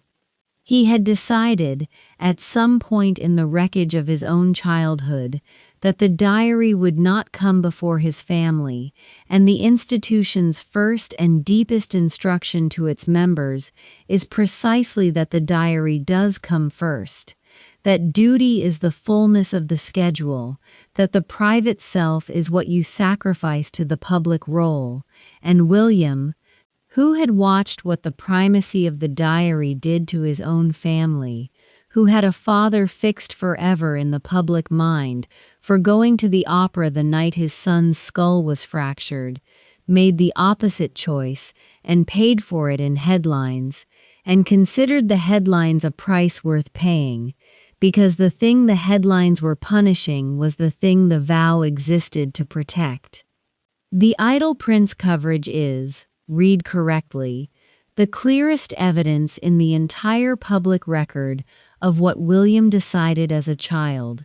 because it is the record of the institution punishing him for keeping the decision, and of him keeping it anyway. A future king filed under idle for the crime of being at home. He read it, and he stayed home. The idle charge, though, was false in a second way, and the second way returns the account to the debt, because the years the tabloid measured as empty were the years in which William was quietly building a body of public work, whose shape, examined, is unmistakably his mother's, chosen and pursued on purpose to continue what she started, and to name, in public, the kinds of suffering the institution had once told her were not to be named. The clearest of these is homelessness, and the line from the mother to the son is direct and documented, because the charity his mother had walked him through as a boy of 11, the shelter for homeless people that he has said marked him, is the charity he took up as its patron when he was old enough to take up anything, and he did not hold the patronage as a name on a letterhead, but went further into it than any member of the family had gone into any cause, sleeping out on the streets of London on a freezing night to understand, in his own body, the thing his mother had shown him in a room, and then, years later, launching an ambitious long-term program aimed not at easing homelessness but at ending it. A piece of work that is the most direct possible completion of the education Diana gave him, the boy she took to the shelter growing into the man who tries to close the shelters down by removing the need for them. Alongside it, he built a campaign on mental health, launched with his wife and, at the beginning, his brother, aimed squarely at the stigma that keeps people from speaking about their suffering, and the choice of that cause is not incidental either, because the whole atmosphere of the marriage William grew up inside had been an atmosphere of suffering that could not be spoken. His mother's pain treated for years as a thing to be denied and managed rather than named, and a son who watched that, and who then spent his own life behind a wall of silence, choosing as a public cause the breaking of the specific silence that isolates people in their pain, is a son settling an account with his own childhood in the one register the office allows. And he built, in time, a large environmental prize, an annual global award for solutions to the damage being done to the planet, which carried forward the environmentalism of both his father and his grandfather, but bore his own stamp. The stamp of a man who prefers to be measured by what is built rather than by what is said.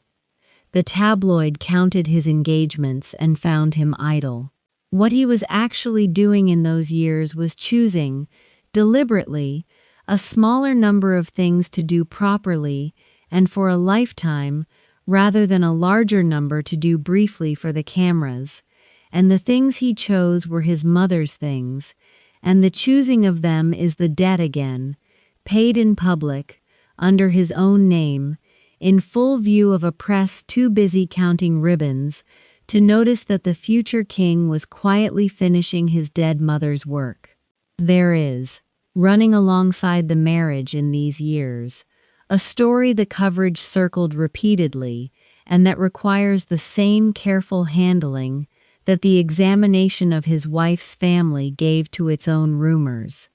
because it is a story that was reported and denied and never resolved by any document,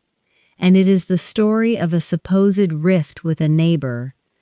and it belongs in this account only for the specific irony it carries, which is that the son who had built his entire adult life around protecting a marriage from the intrusions of the press became, in his turn, the subject of exactly the kind of speculative intrusion he had spent his life resisting. From around 2019, the British press carried, and then the international press amplified, a story concerning a Norfolk neighbor of the couple, a former model and landowner whose estate lay a few miles from the family's country home. A story that alleged a falling out between Catherine and the neighbor, and that carried, in the vaguer registers that such stories inhabit when their specifics cannot be documented, an implication about the nature of the neighbor's relationship with William. The specific implication was denied. Lawyers acting for the parties stated the rumors to be false, and no documentation was ever produced to support them, and the story exists in the public record in the condition that such stories exist in, denied by those positioned to deny it, unresolved by any evidence that would settle it. And it is included here not to lend it weight, which it has not earned, but to note the shape of it, because the shape is the shape of the machine turning, at last, on the man who had spent his life managing it. And the management of it, by William, was the management he had learned as a child. Silence. He gave the speculation nothing, offered no interview, staged no explanation, and let the denial stand alone, and the story starve, which is the exact technique his own instincts and his wife's discipline had made the governing method of the household, the maintenance of the public version against the pressure of whatever the private version contained. And whether the private version contained anything at all is a question this account cannot answer, because the whole architecture of the man is built to make that question unanswerable, and the unanswerability is not a gap in the record, but the achievement the record was designed to produce. The reckoning that mattered most, though, the one that gave William, at last, something to say out loud, was not about his own marriage or his own children.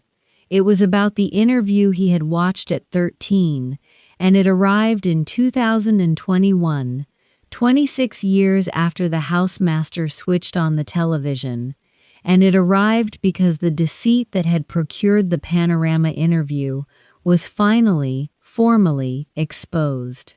The exposure came through an independent inquiry led by a senior judge, Lord Dyson, commissioned by the BBC after fresh evidence about how Bashir had secured the interview came to light, and the inquiry reported in May of 2021, and its findings were unambiguous. Bashir had commissioned the mocked-up bank statements. He had used them, and other deceptions, to gain Earl Spencer's trust and through him access to Diana. He had, in the inquiry's terms, acted deceitfully and breached the broadcaster's own guidelines, and the BBC, the inquiry found, had failed adequately to investigate the matter at the time and had fallen short in its own inquiries in the years since. The deceit that a boy of 13 had watched destroy his family on television, the deceit that had been hidden for a quarter of a century, was now, in the report of a judge, an established fact.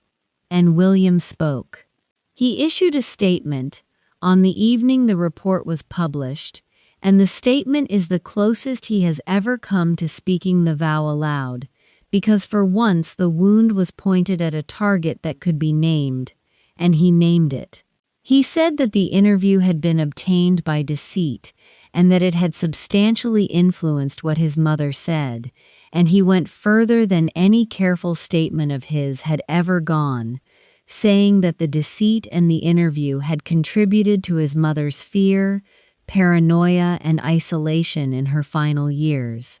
that they had made her feel alone when in fact she was not, and, most striking of all, that the interview held no legitimacy and should never be broadcast again. He said, in effect, that a program watched by 23 million people that had entered the national record as one of the most significant broadcasts in the country's history ought to be erased from it, and he said it as a son, and he said it in a register of controlled fury that he had permitted himself in public perhaps twice in his life. The second form the punishment took was subtler and, in its way, more revealing, because it punished him not for what he hid, but for what he chose to do with the time he protected, and it is the episode that most clearly exposes the cost of the vow, and it is the episode of the idle prince. For a stretch of the middle of the decade, William was not, by the raw metrics the press uses to measure a working royal, a busy one. He trained and worked as a helicopter pilot, first with search and rescue, and then with an air ambulance service in the east of England. A genuine job, with genuine shifts, flown genuinely, and he chose, alongside it, to prioritize the raising of his young children, to be present for them in a way that his own father, by the standards of his father's generation and position, had not been present. And the choosing had a visible consequence in the metric the press cared about, which was the annual count of official royal engagements. And William's count, in some of those years, was low, lower than that of much older members of the family. And the press, which measures a royal's worth by the fullness of the diary, noticed and struck. A tabloid ran a headline that fused his future title with an accusation of laziness, calling him, in a pun that was designed to sting and did, throne idle, and the coverage that followed pressed the charge that the second in line to the throne was shirking, that he was work-shy, that a man destined to be king was spending his time flying an air ambulance and running the school run when he should have been cutting ribbons. Sit with the shape of that accusation, because the shape is the whole meaning. A future king was attacked, by the machine, for the offense of being present in the lives of his children, and he let the attack print without a public defense, and the letting is the vow. He had decided, at some point in the wreckage of his own childhood, that the diary would not come before his family, and the institution's first and deepest instruction to its members is precisely that the diary does come first, that duty is the fullness of the schedule, that the private self is what you sacrifice to the public role, and William, who had watched what the primacy of the diary did to his own family, who had a father fixed forever in the public mind for going to the opera the night his son's skull was fractured, made the opposite choice and paid for it in headlines, and considered the headlines a price worth paying, because the thing the headlines were punishing was the thing the vow existed to protect. The Idle Prince coverage is, read correctly, the clearest evidence in the entire public record of what William decided as a child, because it is the record of the institution punishing him for keeping the decision, and of him keeping it anyway. A future king filed under idle for the crime of being at home. He read it, and he stayed home. The idle charge, though, was false in a second way, and the second way returns the account to the debt, because the years the tabloid measured as empty were the years in which William was quietly building a body of public work, whose shape, examined, is unmistakably his mother's, chosen and pursued on purpose to continue what she started, and to name, in public, the kinds of suffering the institution had once told her were not to be named. The clearest of these is homelessness, and the line from the mother to the son is direct and documented, because the charity his mother had walked him through as a boy of 11, the shelter for homeless people that he has said marked him, is the charity he took up as its patron when he was old enough to take up anything, and he did not hold the patronage as a name on a letterhead, but went further into it than any member of the family had gone into any cause, sleeping out on the streets of London on a freezing night to understand, in his own body, the thing his mother had shown him in a room, and then, years later, launching an ambitious long-term program aimed not at easing homelessness but at ending it. A piece of work that is the most direct possible completion of the education Diana gave him, the boy she took to the shelter growing into the man who tries to close the shelters down by removing the need for them. Alongside it, he built a campaign on mental health, launched with his wife and, at the beginning, his brother, aimed squarely at the stigma that keeps people from speaking about their suffering, and the choice of that cause is not incidental either, because the whole atmosphere of the marriage William grew up inside had been an atmosphere of suffering that could not be spoken. His mother's pain treated for years as a thing to be denied and managed rather than named, and a son who watched that, and who then spent his own life behind a wall of silence, choosing as a public cause the breaking of the specific silence that isolates people in their pain, is a son settling an account with his own childhood in the one register the office allows. And he built, in time, a large environmental prize, an annual global award for solutions to the damage being done to the planet, which carried forward the environmentalism of both his father and his grandfather, but bore his own stamp, the stamp of a man who prefers to be measured by what is built rather than by what is said. The tabloid counted his engagements and found him idle. What he was actually doing in those years was choosing, deliberately, a smaller number of things to do properly and for a lifetime, rather than a larger number to do briefly for the cameras, and the things he chose were his mother's things, and the choosing of them is the debt again, paid in public, under his own name, in full view of a press too busy counting ribbons to notice that the future king was quietly finishing his dead mother's work. There is, running alongside the marriage in these years, a story the coverage circled repeatedly and that requires the same careful handling that the examination of his wife's family gave to its own rumors, because it is a story that was reported and denied and never resolved by any document, and it is the story of a supposed rift with a neighbor,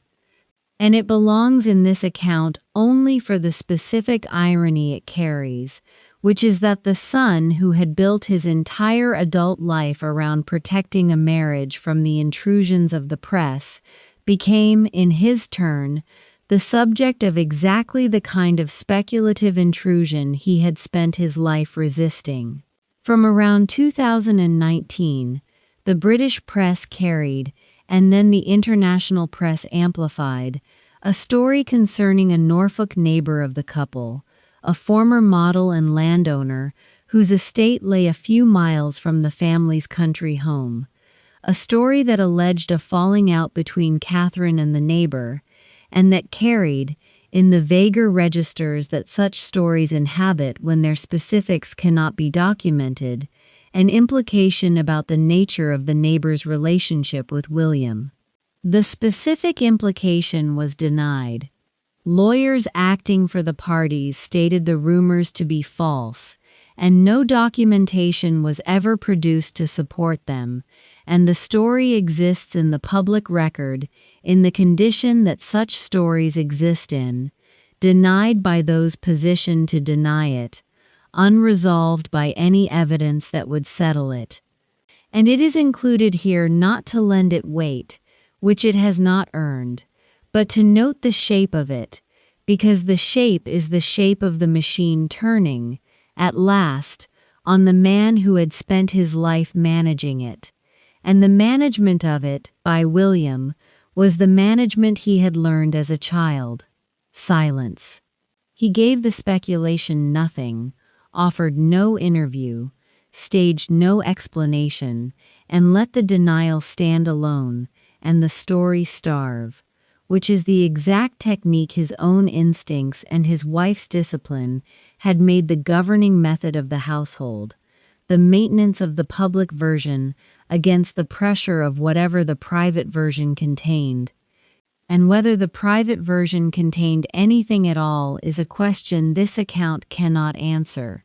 because the whole architecture of the man is built to make that question unanswerable, and the unanswerability is not a gap in the record, but the achievement the record was designed to produce. The reckoning that mattered most, though, the one that gave William, at last, something to say out loud, was not about his own marriage or his own children. It was about the interview he had watched at 13, and it arrived in 2021, 26 years after the housemaster switched on the television, and it arrived because the deceit that had procured the Panorama interview was finally, formally, exposed. The exposure came through an independent inquiry led by a senior judge, Lord Dyson, commissioned by the BBC after fresh evidence about how Bashir had secured the interview came to light, and the inquiry reported in May of 2021, and its findings were unambiguous. Bashir had commissioned the mocked-up bank statements. He had used them, and other deceptions, to gain Earl Spencer's trust and through him access to Diana. He had, in the inquiry's terms, acted deceitfully and breached the broadcaster's own guidelines, and the BBC, the inquiry found, had failed adequately to investigate the matter at the time and had fallen short in its own inquiries in the years since. The deceit that a boy of 13 had watched destroy his family on television, the deceit that had been hidden for a quarter of a century, was now, in the report of a judge, an established fact. And William spoke. He issued a statement on the evening the report was published, and the statement is the closest he has ever come to speaking the vow aloud, because for once the wound was pointed at a target that could be named, and he named it. He said that the interview had been obtained by deceit, and that it had substantially influenced what his mother said, and he went further than any careful statement of his had ever gone, saying that the deceit and the interview had contributed to his mother's fear, paranoia, and isolation in her final years, that they had made her feel alone when in fact she was not, and, most striking of all, that the interview held no legitimacy and should never be broadcast again. He said, in effect, that a program watched by 23 million people that had entered the national record as one of the most significant broadcasts in the country's history ought to be erased from it, and he said it as a son, and he said it in a register of controlled fury that he had permitted himself in public perhaps twice in his life, and the register was the register of a man who had been carrying a specific grievance since he was 13 years old and had finally been handed the proof that would let him state it without qualification. The vow, for a moment, was audible. Protect the people the machine consumes. The machine had consumed his mother, and it had done it, in this instance, by fraud. And now that the fraud was proven, he would say so, and he would say that the fruit of the fraud should be destroyed. And the saying of it was the boy in the housemaster's study, 26 years later, finally allowed to answer. There is a counterexample to William, and the counterexample shares his blood and his childhood and his mother, and the counterexample is his brother, and no honest account of William's vow can avoid the comparison, because the two brothers stood in the same study, walked behind the same coffin, absorbed the same lessons, and drew, in the end, opposite conclusions about what to do with them, and the divergence is the sharpest available light in which to see what William chose. Harry was 3 years younger, 12 when their mother died, and he walked behind the coffin beside his brother, and for many years the two of them presented to the world a united front, the two boys who had lost their mother, close, protective of each other, jointly guarded against the machine that had taken her. For a long stretch that front was not a performance but the truth of the thing, and the two of them ran the guard together, and William, the elder, took the protective role toward his brother that the elder in such a pairing takes, and the record of the years bears it out. When Harry, in his wilder young manhood, produced the tabloid disasters that a young man in his position produces, the costume worn to a party that caused an international outcry,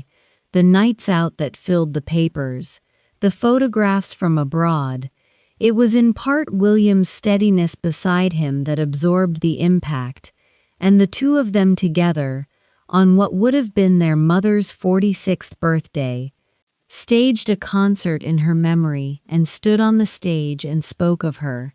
two young men refusing to let the machine be the only keeper of her, and for years afterward they appeared together, worked together, and presented themselves as the two halves of the guard their mother's death had welded, and the presentation was believed because it was, for that long stretch, real. The elder brother had drawn from the grave the lesson of the wall, and the younger, in those years, stood behind the same wall with him, and the wall held, and the holding of it together was, for both of them, the closest thing they had to a way of keeping her. And then, across the years after Harry's own marriage in 2018, the front broke, and the breaking became, in 2020, a formal departure, Harry and his wife stepping back from their roles and eventually leaving the country and the working institution altogether, and the departure was followed by an interview with an American broadcaster in 2021, watched around the world, in which the couple described their experience inside the institution in terms of the harm it had done them, and the interview was followed in 2023 by Harry's memoir, a book that told the interior of his life, and the interior of the family, and the interior of the rift with his brother, in detail that no member of the family had ever volunteered, including an account of a physical altercation between the two brothers, and a portrait of a stepmother he mistrusted, and a sustained argument that the institution and the press were bound together in a machine that had damaged him as it had damaged his mother. Here is the divergence, and it is exact. Both brothers concluded, correctly, that the machine had consumed their mother. Both brothers built their adult lives around that conclusion, and the responses were mirror images. William concluded that the answer to the machine was silence, control, scarcity, the withholding of the interior, the defense of the boundary by giving nothing, the mastery of the institution from within so that it could one day be turned. Harry concluded that the answer to the machine was the opposite, that the silence was itself the harm, that the institution's demand for the withheld interior was a part of what had killed their mother, and that the only escape was to break the silence completely, to tell everything, to publish the interior himself before the machine could steal it, and to do it from outside the institution rather than within it. One brother chose the wall, the other brother chose the book, and the book, in the specific and painful irony that the family produces at every turn, told the interior of the very brother who had spent his life defending the interior, which meant that William, who had protected the boundary against the press and against the courts and against a French magazine and against his uncle's television company and against a Norfolk rumor and against the BBC itself, could not protect it against the one person the whole apparatus of his life had never been designed to guard against, which was the brother who had stood beside him behind the coffin and who had drawn from the same grave the opposite lesson. It is not the purpose of this account to judge between them, because the evidence supports the sincerity of both, and the wound that produced them was the same wound, and two people can suffer the same thing and heal in ways that cannot both be practiced at once. What the comparison establishes is the character of William's choice, seen against the only person who had the standing to choose otherwise. William's vow was a vow of silence in the service of protection, and the silence has a cost, and the cost is that the man is, in public, almost entirely opaque, a figure of few words and fewer disclosures, whose inner life is guarded so completely that the guarding is his most visible feature, and the cost of that opacity, the loneliness of it, the price of maintaining a wall across an entire lifetime, is a cost that only the man himself can measure, and he has not, and will not, because measuring it in public would be the one thing the vow forbids.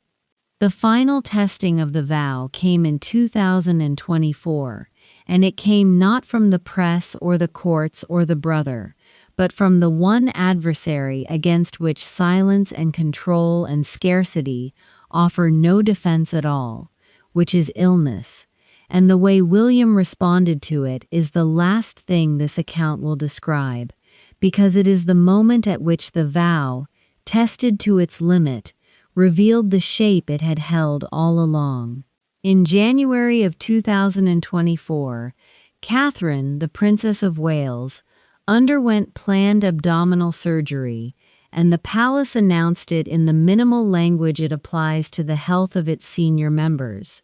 and the recovery was expected to be lengthy, and she withdrew from public duties, and the withdrawal, in the media environment of 2024, produced the opposite of the quiet the palace intended, because the absence of information in a world that manufactures information at speed became, across the following weeks, a vacuum that filled with speculation, theory, and, when a family photograph released in March was found to have been digitally altered in minor ways and was withdrawn by the news agencies that distribute such images, a full-scale crisis of credibility, an eruption of conspiracy about where the princess was and what was truly wrong, conducted across every platform, at a volume and a viciousness that recalled, for those who remembered, the worst of the coverage the family had endured before. And in the same season, in February, the king, William's father, had announced that he too had cancer, discovered in the course of a separate procedure, so that the family faced, at once, the serious illness of its sovereign and the serious illness of its future queen, and the future king stood between the two of them, at the center of the institution. In a season the coverage would not stop escalating. Then, on the 22nd of March 2024, Catherine did the thing the vow had spent a lifetime preparing the family to do on its own terms, rather than the machine's, which was to take control of the narrative by telling the truth directly, over the heads of the speculators, in her own voice. She recorded a video message, seated alone in a garden at Windsor, and in it she said that the tests following her surgery had found cancer, and that she was undergoing a course of preventative chemotherapy, and she described, in a register that was plainly her own rather than the institution's, the shock of the diagnosis, and the difficulty of the treatment decisions, and, above all, the effort she and William had made to protect their 3 young children from the news, until they had processed it themselves, and could tell the children in their own time and in their own way. And the message was watched by an audience of the size that only genuine, unmediated human disclosure assembles, and the response to it was the response that such disclosure produces, which was to silence the machine, at least for a while, and to remind the enormous watching audience that the figure it had spent weeks speculating about was a person, and a mother, and ill. Notice the method, because the method is the vow in its final form. Not the withholding of everything, which was Harry's charge against the institution, and not the disclosure of everything, which was Harry's own answer, but the deliberate, controlled release of the one true thing at the one chosen moment in the family's own voice, given directly to the public over the machine, to protect the children who were the whole reason the boundary existed at all.